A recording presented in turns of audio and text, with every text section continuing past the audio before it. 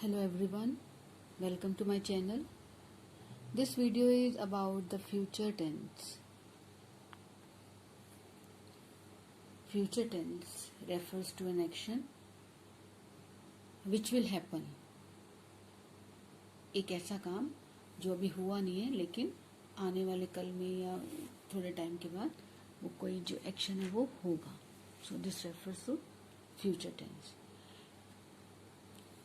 Like other tenses, past and present, future tense too has 4 kinds. 4 तरह की kind इसके होती हैं फ्यूचर टेंस की. सबसे पहला है हमारा future indefinite tense. Future indefinite tense, it is used to express an action. जो हमारा फ्यूचर इंडेफिनिट टेंस है इसको यूज किया जाता है टू एक्सप्रेस एन एक्शन. एक ऐसा action which still has not occurred, जो अभी नहीं हुआ, and will occur in the future, आने वाले कल में वो होगा. अब इसके लिए क्या रूल्स हैं?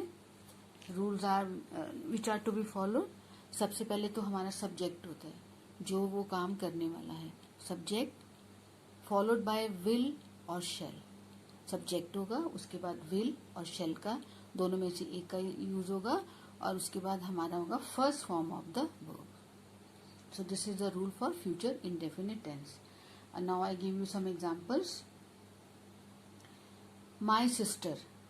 माय सिस्टर कौन हो गया? सब्जेक्ट. माय सिस्टर, फिर विल लगाएंगे. माय सिस्टर विल, उसके बाद हमारी first form of verb go. My sister will go to America this week. तो ये हमारा इनडेफिनेट फ्यूचर टेंस है कि मेरी जो सिस्टर है, मेरी बहन है, वो इस हफ्ते अमेरिका जाएगी. अभी गई नहीं है तो जाना है उसको. Indefinite future indefinite tense. Now one more example. His family. His family is subject हो गया. विल, सब्जेक्ट के बाद will. His family will settle.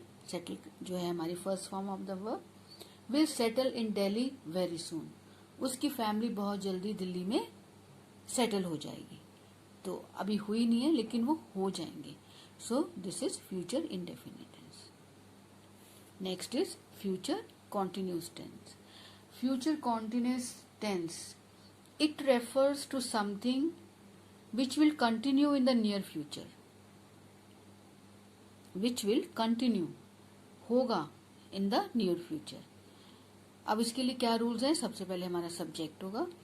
Subject will be followed by use of will और शेल. विल और shell में से हम एक लगाएंगे plus B.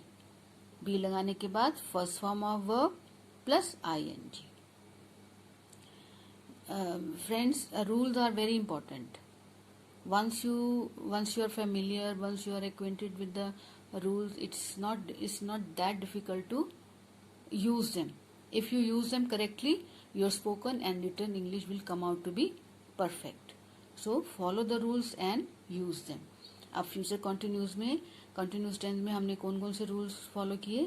Subject plus will और shall plus be plus first form of verb plus ING. अगर आप इसको करेक्टली फॉलो करेंगे तो your sentence will come out to be perfect. अब फॉर एग्जाम्पल मैं आपको बना के बताती हूँ सेंटेंस. अब आज का दिन है लेकिन जो मेरी सिस्टर का बर्थडे या एनी फ्रेंड ऑफ माइन और कोई भी फैमिली मेंबर है विल बी सेलिब्रेटिंग. अभी आज नहीं उनका बर्थडे लेकिन अगले हफ्ते है या कल है. तो इसके लिए हम कैसे सेंटेंस बनाएंगे? We will be. अब वी हम सब्जेक्ट हो गए और विल लगाया plus be. We will be a first form of verb. Celebrate, celebrate के साथ मैं आईएनजी लगाऊंगी. Celebrating his birthday. We will be celebrating his birthday.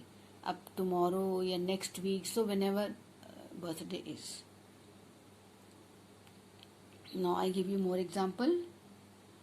अब मुझे एयरपोर्ट जाना है कल, अगले हफ्ते बाहर जा रही हूँ. तो आई शेल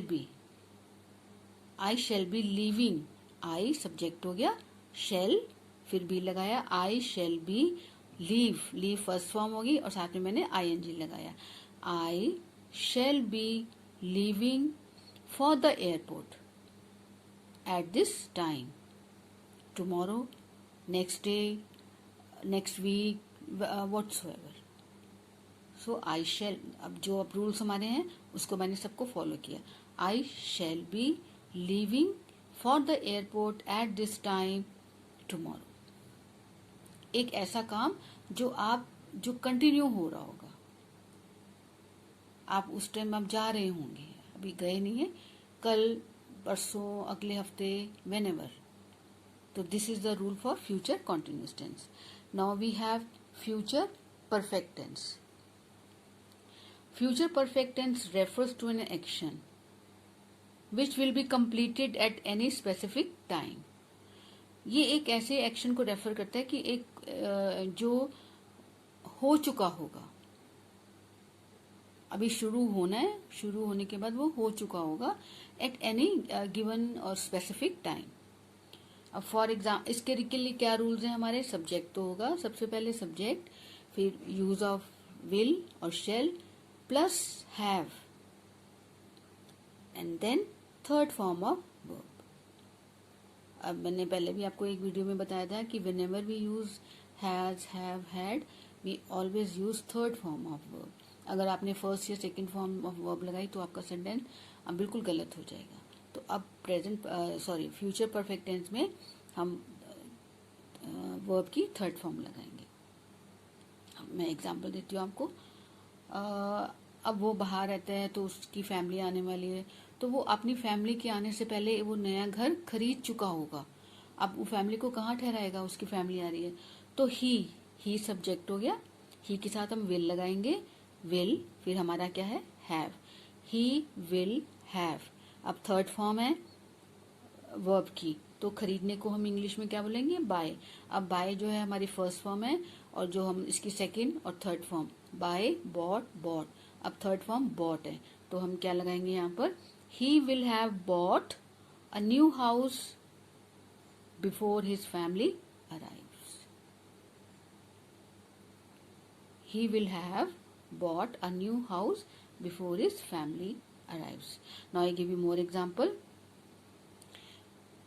अब कल उसकी एंगेजमेंट है या कुछ भी है, तो वो उनके मेहमानों के आने से पहले वो पूरी तैयार हो चुकी होगी। तो शी इज द सब्जेक्ट है, शी के साथ हम विल लगाएंगे, फिर हमारा क्या है नेक्स्ट, हैव के साथ हमने क्या लगाना है, थर्ड फॉर्म ऑफ वर्ब। तो अब तैयार होना है तो वो गॉट रेडी लगाएंगे यहाँ पर, she will have got ready before the guest arrive. She will have got ready before the guest arrive. Now friends, you can practice. Keeping the rules in mind, you can make as many sentences as you wish. The more you practice, the less mistakes. But the most important thing is to follow the rules. जो rules अगर आप correctly follow करेंगे कि कहाँ third form लगानी है, कहाँ first form लगानी है, कहाँ आईएनजी लगाना है, तो आपके कभी भी लिखने में और बोलने में गलती नहीं होगी। Now the last is future perfect continuous tense. अब future continuous perfect continuous tense, it refers to an action. ये उसको उस एक्शन को रेफर करता है which will start and to be continued for some specific time.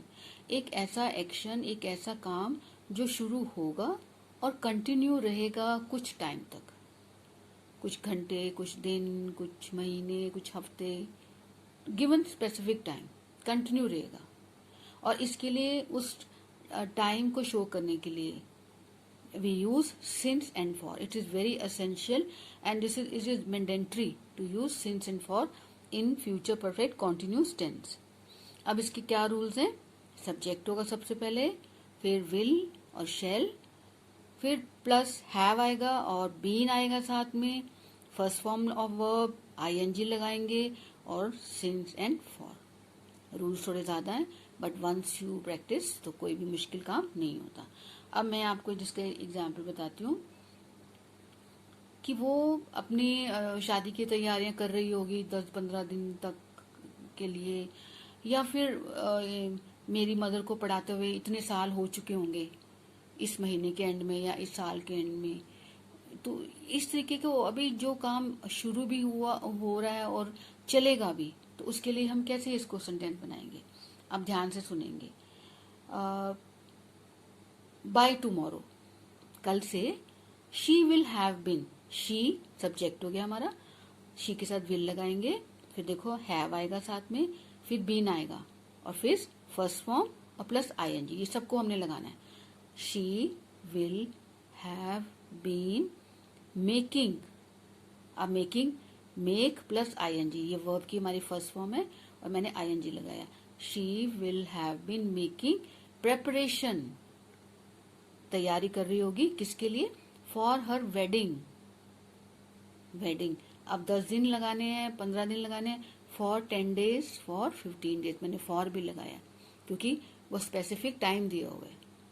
For 10 days, for 15 days, for 20 days, for a month, so and so. I repeat, she will have been making preparation for her wedding for 10 days. Now I give you more example. By the end of this year, मतलब इस साल के होते होते, my mother subject हो गया, will have been teaching, will, my mother के साथ will लगाया, फिर have लगाया, फिर been लगाया, फिर टीच हमारी वर्ब की फर्स्ट फॉर्म है, साथ में मैंने आईएनजी लगाया। My mother will have been teaching for 15 years by the end of this year, मतलब इस साल के एंड में मेरी मदर को पढ़ाते हुए 15 साल हो रहे होंगे। तो by the end of this year my mother will have been teaching for 15 years. So this is all about this video, future tense, and hope this proves to be very useful to you. And please don't forget to share and subscribe my channel.